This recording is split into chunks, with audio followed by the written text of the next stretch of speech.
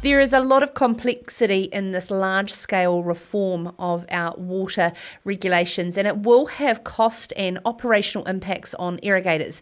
Blanket irrigation development restrictions now don't apply to horticulture or crop producers, but only to increasing irrigation on dairy farms by more than 10 hectares, or conversions of farms into dairying. Joining us now to learn more about what today's announcement means is CEO for Irrigation New Zealand, Elizabeth Soal. Elizabeth, thanks very much for taking the time to join us. Now, I'd just like to start off. What is some of those key things that got cut out of that initial draft policy that you are stoked about? So one of the key things that we submitted on as a sector was around the dissolved inorganic nitrogen bottom line for all of New Zealand's waterways of 1 milligram. We considered that was inappropriate in that there were a lot of areas that were setting different bottom lines on a catchment basis, and that was more appropriate given the unique features of each catchment. And the same for the dissolved reactive phosphorus bottom line as well. Now that has been, the dissolved reactive phosphorus bottom line has been removed entirely, and the dissolved inorganic nitrogen bottom line is to be reviewed in 12 months, so that's great. And we're also really pleased with the removal of what was effectively a blanket moratorium on irrigation development unless certain criteria could be met, which included demonstrating that there was no increase in any kind of discharges from the property, which was extremely hard to do for a lot of farmers. And that's been removed now. So like you say, it applies to conversions to dairy, conversions from forestry, and conversions of, increases of irrigation on dairy farms rather than being across the board. So that still allows for some increase in irrigation development for horticulture, for arable farms, and it also means that there can be expansions of irrigation on dairy farms, but resource consent is required before that can happen. One of the major things is farm environmental plans have been a large part of compliance of these irrigation schemes and led the way on this. What sort of parts of your submission from Irrigation New Zealand was suggesting these compulsory auditable plans? Yeah, so the original proposal was that there would be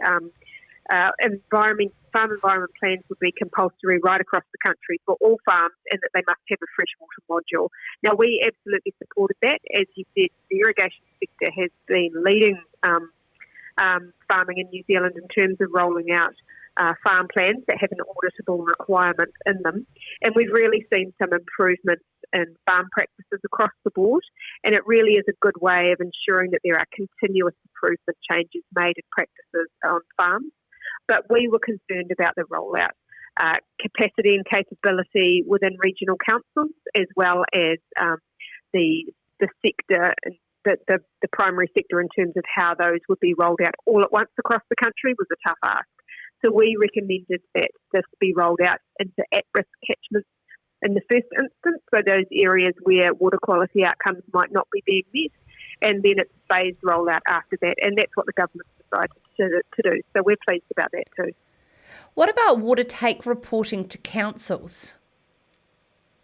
Yeah, so the original proposal was that all water takes must be telemated back to council, so that means that there has to be daily computer uploads, essentially, of information directly back to councils. Again, we were supportive of that in principle because telemetry is really important for ensuring that the regional councils have accurate water take data, so that when they make allocation decisions, make decisions on what's available in water bodies and what needs to be kept in stream for the environment, that they can do that effectively.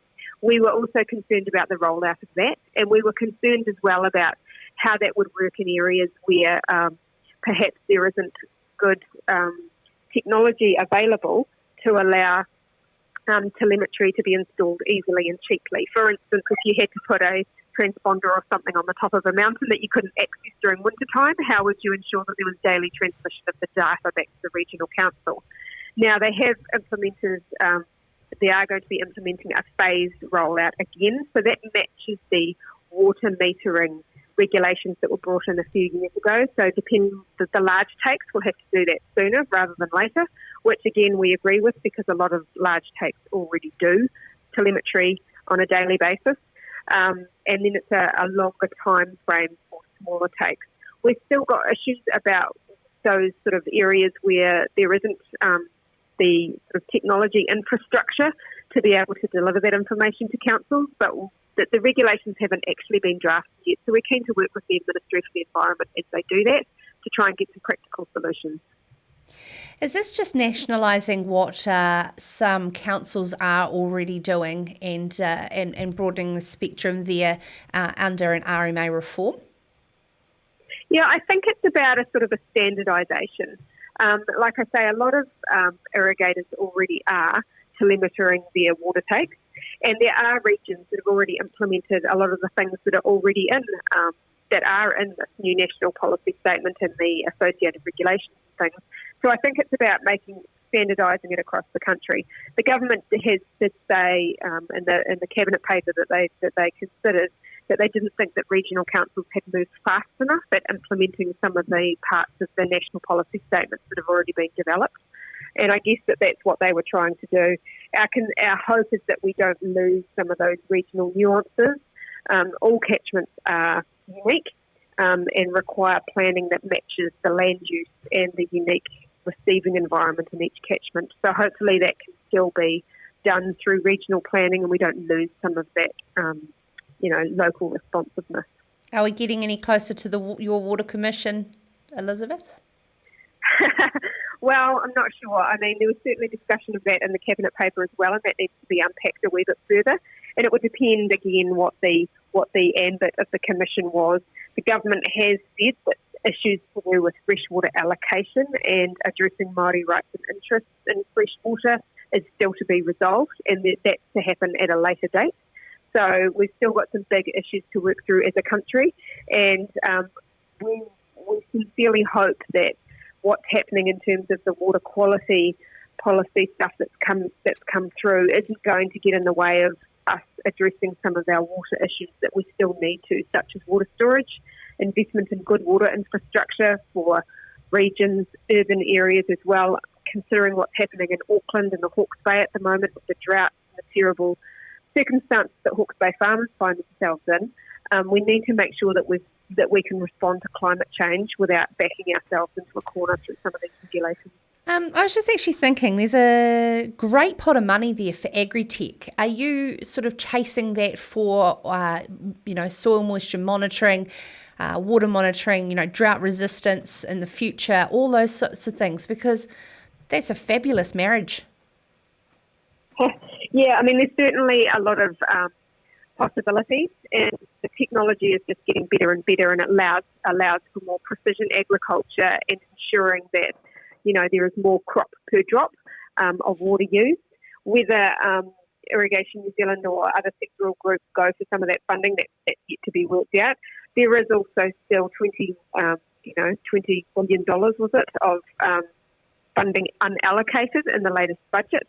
So it's going to be interesting to see where that goes as well, and we are hoping that there will be some dedicated funding and planning around water infrastructure, so that if there is good widespread uptake of technology through this sort of funding that allows that to happen more rapidly, then we've got the infrastructure backing it up to provide reliable water.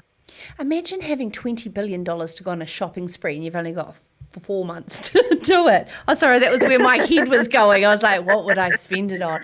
To make improvement in this country. Lastly, your te awa, your river, whereabouts? You're based in Oamaru, Liz. I am, so I live in Oamaru. So if the river that I have a sort of connection to is where I was born in Dunedin, so that would be the Leith. Yep. But the rivers that I have the most sort of connection to now would be the Kakanui, because I have a crib there, and the Waitaki, because it's such a big part of my life, and it provides water and resources and life for the North Otago and South Canterbury. So it's such an important river system that, it's hard for me to decide just on one, but those would be my three. I wouldn't be too proud of the Leith, though.